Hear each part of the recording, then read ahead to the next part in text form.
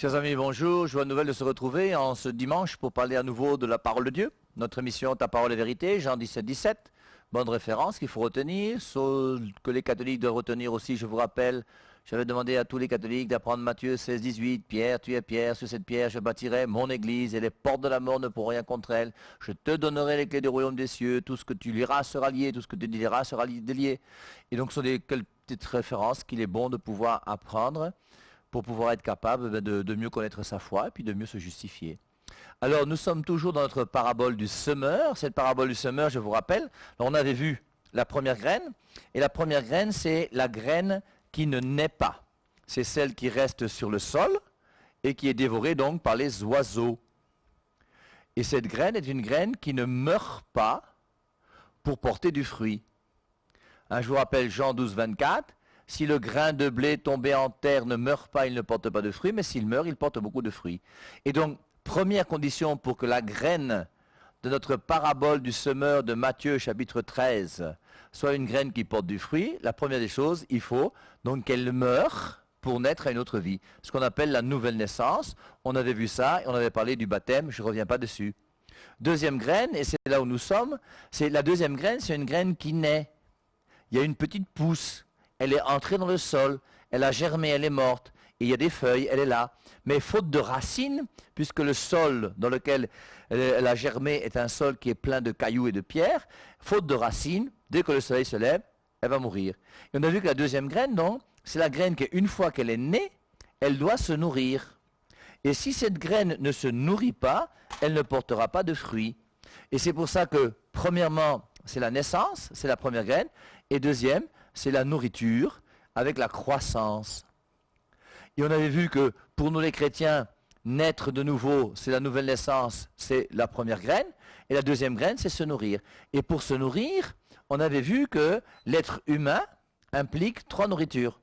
Je vous rappelle que l'être humain, il a un corps, et il a aussi une âme spirituelle.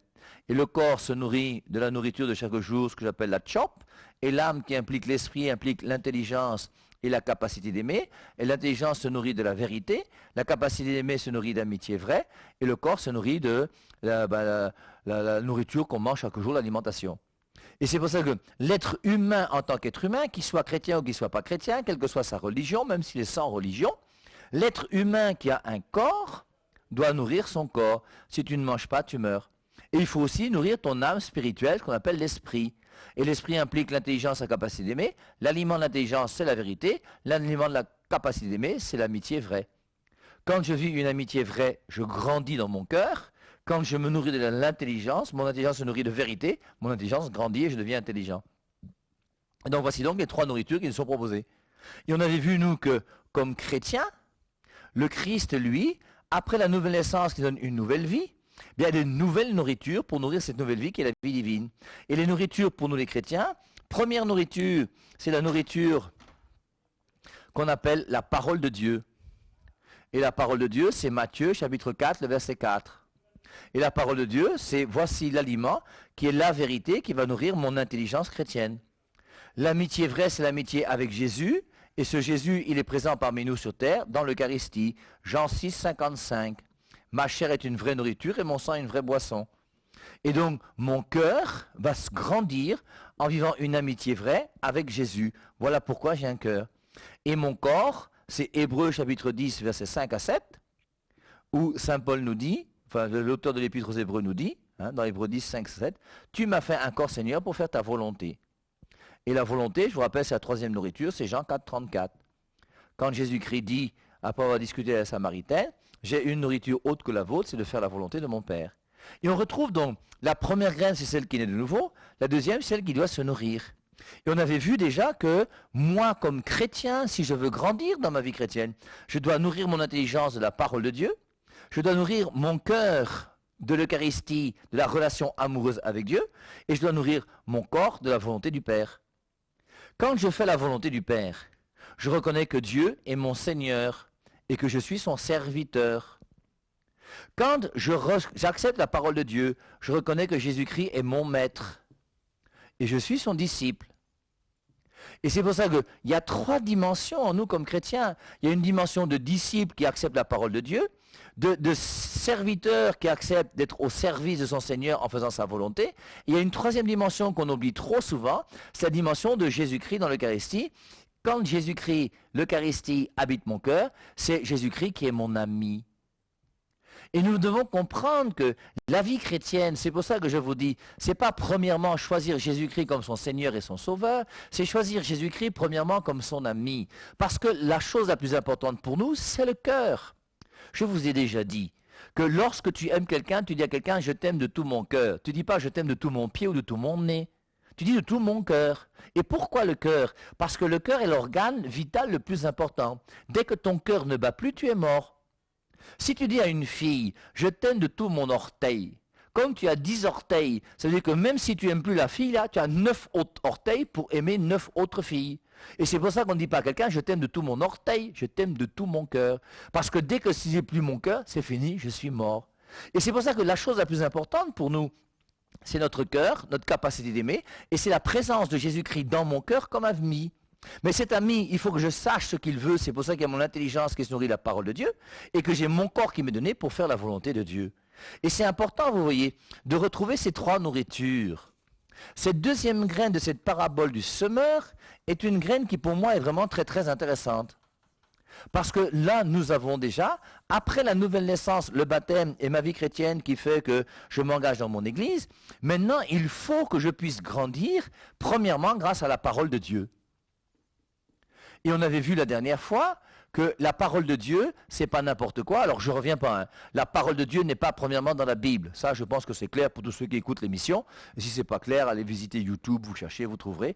Et cette parole de Dieu m'est donnée premièrement par l'Église. Et c'est cette parole de Dieu qu'en premier lieu, si je veux mener ma vie chrétienne, je dois accepter en premier lieu que cette parole de Dieu soit ce qui entre dans mon intelligence.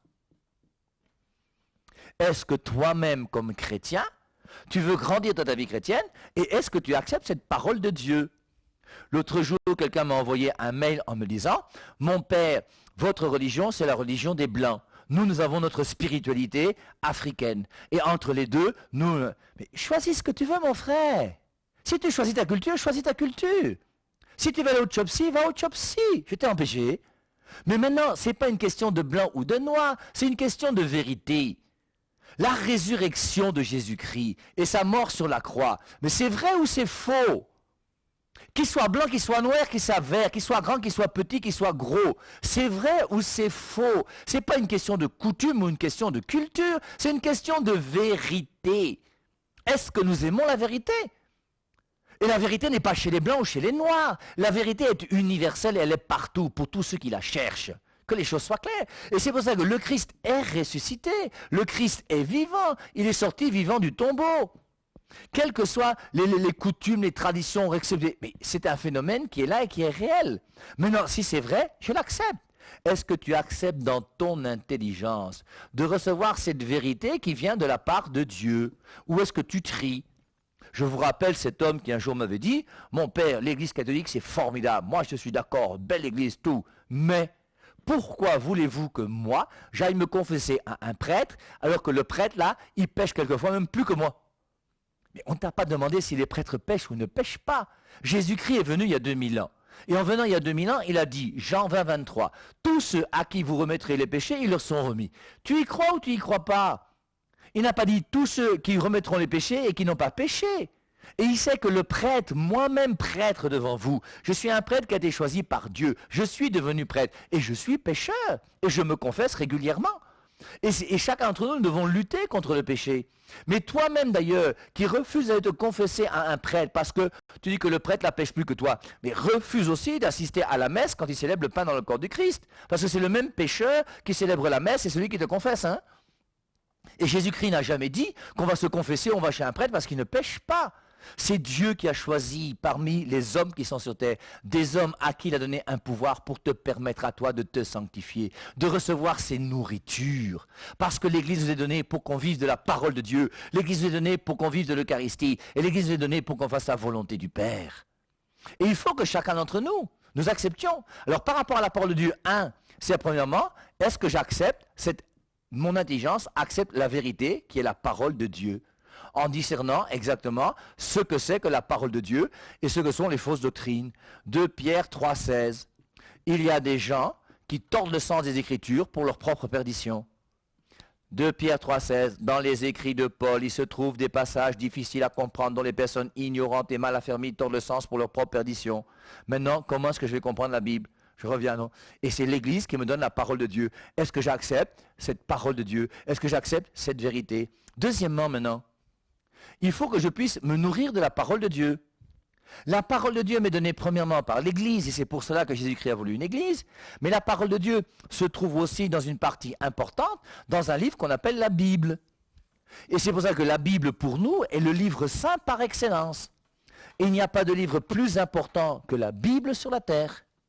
Et il faut que chacun d'entre nous, non seulement nous ayons une Bible à la maison, mais que cette Bible, nous puissions l'étudier et la lire. Il faut qu'on puisse ouvrir la Bible, qu'on puisse la méditer. On a du temps pour regarder des matchs de foot. On a du temps pour regarder je ne sais pas quoi encore. On a du temps pour regarder toutes les émissions qui passent à Novelas et tout le reste. Mais qu'on ait du temps aussi pour la Bible. Et qu'on puisse en famille, surtout vous les parents catholiques, pères et mères de famille catholiques qui m'écoutez, prenez du temps pour ouvrir la Bible dans votre maison avec vos enfants. Et on ne peut pas ne pas continuer à être chrétien sans vouloir lire la Bible. La parole de Dieu est une nourriture. Et la Bible, pour nous, alors je vous rappelle, 73 livres pour nous les catholiques, qui est la Bible complète, et 66 livres pour les frères des autres églises, qui ont une Bible diminuée que j'appelle la Biblette. Mais même la Biblette est un livre très important, puisqu'il y a 66 livres dedans qui sont inspirés par Dieu, ou 73 dans notre Bible. Et c'est important de lire cette Bible, et de pouvoir la lire en famille, et de pouvoir faire des études bibliques chez nous dans nos maisons. Je vous ai dit que le jour où tu as déjà le projet de construire une maison, quand tu as ton projet et que tu fais ton petit dessin là d'architecte pour essayer de penser au nombre de chambres que tu vas mettre et le reste, pense premièrement à un oratoire. Alors comprenez bien, ce n'est pas une pièce qui fait 25 mètres sur 40, un petit oratoire que tu peux mettre dans ton salon. Un jour je prêchais comme ça un petit peu, c'est adressé un petit peu aux familles, et j'avais dit dans les familles que moi je souhaiterais, si vous le pouvez, que vous enleviez la télévision du salon pour la mettre dans une autre pièce. Et si vous avez une pièce dans votre maison dans laquelle il peut y avoir la télévision, c'est mieux, parce que c'est pénible d'avoir une télévision dans le salon, parce que la télévision dans le salon, ça empêche les discussions. Tu arrives le soir, la femme est en train de regarder son truc, l'autre est en train de regarder ZTV, l'autre est en train de regarder je ne sais pas quoi, le père regarde son match de foot, il veut que tout le monde se taise. Mais c'est pénible. Et le lieu du salon où normalement on doit se retrouver n'est pas le lieu où il devrait y avoir une télévision. Et normalement la télévision, on devrait la mettre de côté quelque part. Et quand j'avais dit ça, il y a un monsieur, le jour même, il est arrivé chez lui, il a pris la télévision, il l'a mis dans une petite pièce à côté. Et il a commencé à mettre un oratoire là, à la place où était la télévision. Sa femme est venue me voir. Peut-être que mon père, j'ai l'impression que mon mari là, ça ne va pas. Voilà ce qu'il a fait. Je lui ai dit que c'est moi-même qui lui ai demandé non. Et le soir, je suis allé même dans sa maison avec sa femme, on a causé ensemble simplement et on a expliqué. Et c'est important qu'on puisse avoir au salon, n'ayez pas peur d'avoir au salon votre oratoire pour montrer que vous êtes chrétien. Et le jour où vous allez recevoir des gens des autres églises qui disent qu'on adore Marie, le jour où tu as ta petite statue de Marie, s'il ne veut pas entrer, il sort, il part. Ou bien tu lui expliques pourquoi. Chez nous, il y a des images taillées parce que la Bible n'a jamais été contre les images taillées. Il y a les images taillées de Exode 24, il y a aussi les images taillées de Exode 25, 18, où Dieu demande à Moïse de faire 2 chérubins, qui sont des images taillées. Et Dieu n'a jamais été contre les images taillées. Dieu est contre les images taillées qui sont des faux dieux, des idoles, oui. Et tout le monde est contre les idoles. Et tu expliques, et tu commences à causer avec lui, tu commences à lui expliquer ce qu'est ta foi. Et c'est pas mauvais d'avoir un lieu dans lequel on puisse se retrouver. Le matin, quand vous vous levez, vous vous retrouvez. Le soir, avant de vous coucher, vous êtes là. Qu'on ait un petit oratoire. Et dans cet oratoire, qu'on ait une Bible. Et que cette Bible, si possible, soit ouverte sur un petit coussin. Tu la mets là bien décorée, avec une croix, une icône de la Vierge Marie ou une statue. Tu mets ta petite bougie si tu veux. Et si tu peux même, tu essayes de mettre sous ton coussin un petit linge ou sous ton coussin qui soit la couleur de la liturgie du jour. Violet pendant le temps du carême et le temps de l'Avent, blanc pendant le temps pascal, vert pendant le temps ordinaire. Et c'est pas mauvais. Si vous avez la chance même d'avoir Internet, vous tapez chaque jour la vie du saint de la journée et vous mettez le saint là. Comme ça, quand ton enfant passe à l'oratoire, il lit la vie du saint qu'on célèbre aujourd'hui pour savoir pourquoi on a mis du rouge, parce qu'il est mort martyr, etc. Mais c'est bon qu'il y ait une liturgie familiale. Et dans notre liturgie familiale, il faut que la Bible ait sa place. Et la Bible est importante. Et il faut faire des études bibliques en famille.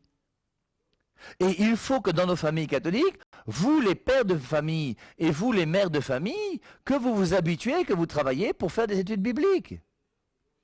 Et c'est pour ça que moi je vous propose ici aujourd'hui un canevas pour faire des études bibliques.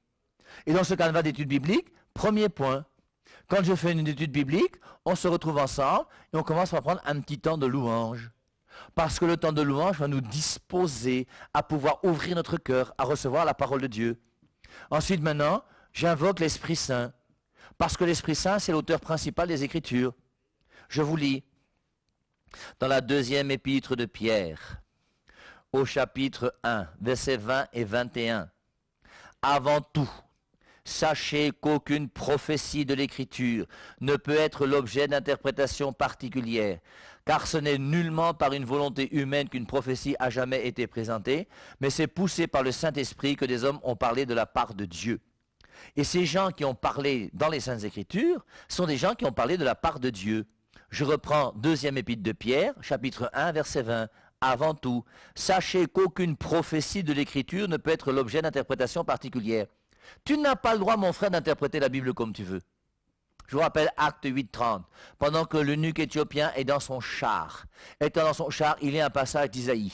L'Esprit Saint envoie le diacre Philippe. Et Philippe lui dit, comprends-tu ce que tu lis? Et il dit, comment vais-je comprendre? Je n'ai personne pour m'expliquer. Et nous avons besoin de quelqu'un pour nous expliquer les Saintes Écritures. Et c'est pour ça que je reviens toujours, que tu ne peux pas, toi, lire la Bible et dire, voici la véritable interprétation des Écritures. Et le quelqu'un qui nous permet d'interpréter les Écritures, c'est l'Église qui a donné la Bible au monde depuis déjà 2000 ans. Il n'y a pas de Bible sans l'Église. Avant tout, sachez qu'aucune prophétie de l'Écriture ne peut être l'objet d'interprétation particulière. Car ce n'est nullement par une volonté humaine qu'une prophétie a jamais été présentée, mais c'est poussé par le Saint-Esprit que des hommes ont parlé de la part de Dieu. Et dès que j'ouvre la Bible, je sais que cette Bible m'est donnée par l'Esprit Saint. Et c'est l'Esprit Saint qui est l'auteur principal des Écritures. Et l'Esprit Saint, c'est lui qui a permis qu'il y ait 40 auteurs différents qui ont écrit sur une durée de plus de 1600 ans ce livre unique au monde qu'on appelle la Bible. Et donc, première chose, temps de louange, je fais ma prière à l'Esprit Saint et j'invoque l'Esprit Saint pour que l'Esprit Saint m'éclaire afin que je puisse bien comprendre ce livre, ce passage biblique que nous sommes en train de méditer. Deuxièmement, alors ensuite je lis. Forcément, pour méditer un passage, il faut le lire. Et donc, je lis. Je peux lire dans différentes traductions. La Biblette n'est pas une mauvaise traduction. Je peux lire dans la traduction Louis II des protestants. Cette traduction Louis II n'est pas une mauvaise traduction. La seule chose, c'est qu'il y a certains livres que vous ne méditerez pas parce qu'ils n'appartiennent pas à cette Bible. Je peux lire dans la Bible de Jérusalem, qui est la Bible catholique, en général la mieux connue. Ensuite, une autre Bible catholique, la Tob. Celle que moi je vous recommande, c'est la Bible des peuples. Et c'est important pour moi que vous puissiez vous procurer la Bible des peuples. Parce que la Bible des peuples, c'est une Bible catholique qui a un français qui est très simple. Et avec des notes qui ont été écrites après l'arrivée de toutes les églises réveillées. Si bien qu'on interprète la Bible d'une manière catholique. Les notes sont très belles et le français est très simple. Tu lis Louis II, Jérusalem, Bible des peuples. La seule Bible que moi, je vous demande de ne pas lire, c'est la traduction du Monde Nouveau des Témoins de Jéhovah. Parce que la traduction du Monde Nouveau des Témoins de Jéhovah est une traduction falsifiée. On verra, quand on parlera non plus de la parole de Dieu, mais de l'Eucharistie, que dans Luc 22, 19, traduction du Monde Nouveau, il n'est pas écrit « ceci est mon corps », mais « ceci représente ou signifie mon corps ». Ça n'existe pas en grec. C'est du faux, c'est du mensonge. Les gens qui ont traduit la traduction du Monde Nouveau sont des gens malhonnêtes, qui ont trompé les pauvres témoins de Jéhovah qui marchent aujourd'hui sous le soleil pour enseigner une doctrine qui n'est plus la doctrine de Jésus-Christ. Donc je lis le texte. Après avoir lu le texte, troisièmement, j'essaie de regarder les mots difficiles. Quand je dis les mots difficiles, c'est premièrement les personnages. Quand on parle de la passion de Jésus-Christ, on dit que Jésus-Christ est passé devant Anne, devant Caïphe, devant Ponce Pilate, devant Hérode. Qui sont ces personnages? Que représentent-ils?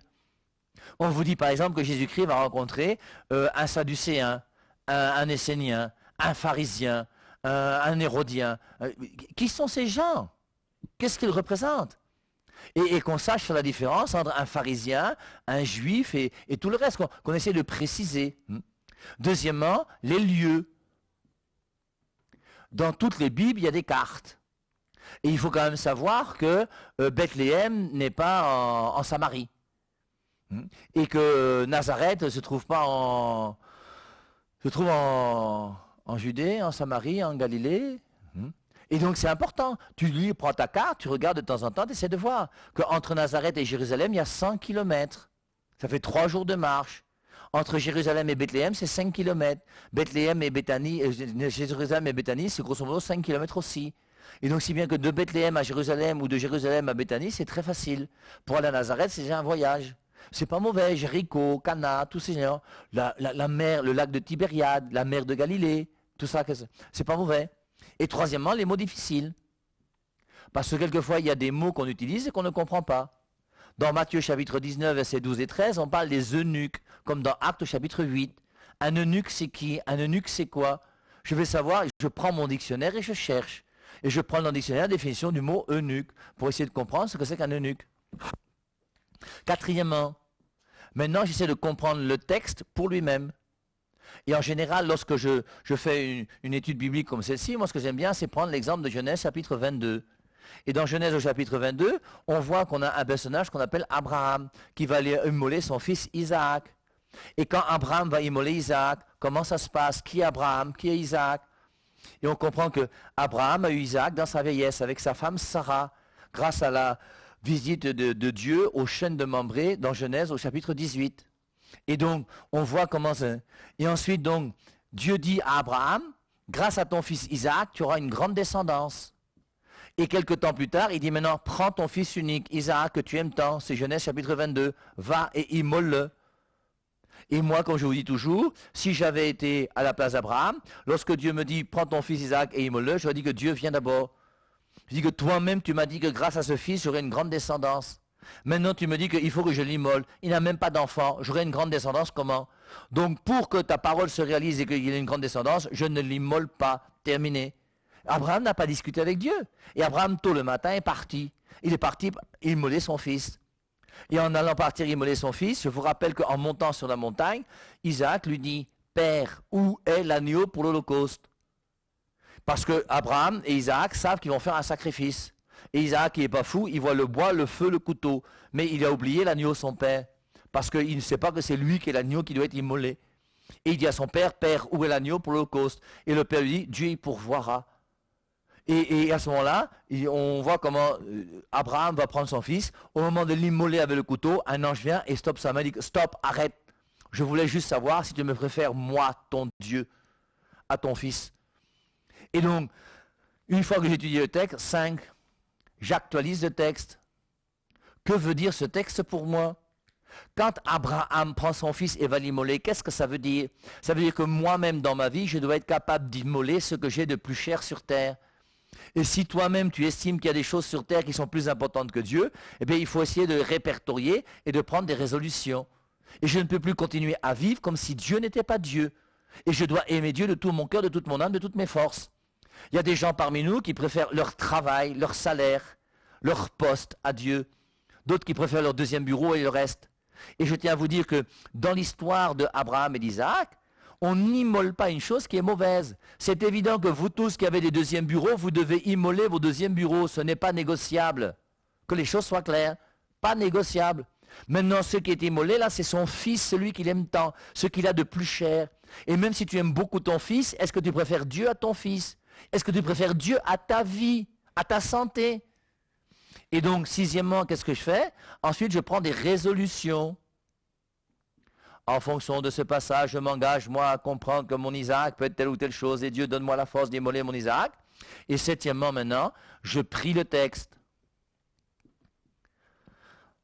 Merci Abraham d'avoir immolé ton fils Isaac. En immolant ton fils Isaac, tu me montres que moi aussi je dois être capable d'immoler ce que j'ai de plus cher sur terre. Oui Dieu, je veux te préférer à telle chose qui pour moi sont importantes. Aide-moi à pouvoir. Tu fais une petite prière.